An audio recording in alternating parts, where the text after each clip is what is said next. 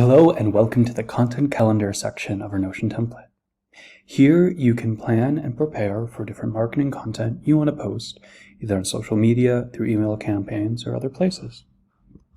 What we have here is one of the calendar views where you can see the different content you want to post. You can either directly make it here or use the database below. Simply click, choose whether you want an email or a post, and continue with the process. Name it for the date, choose the date, name it for the campaign, the idea you have.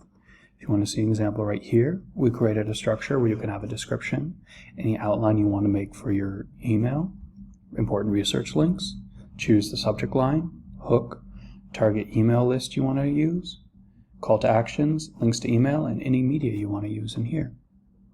Next, we have the post, so the social media table.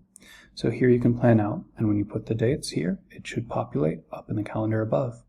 This way, you can use the resources from the art you've been making to help inspire and as well as the goals and tasks and upcoming events to plan out what social media you want to do, what emails you want to do to help get the word out and make sure it's aligned with your messages and easy to do in one place. Plan here on your phone and then take it from here and put it into your social media or email platforms.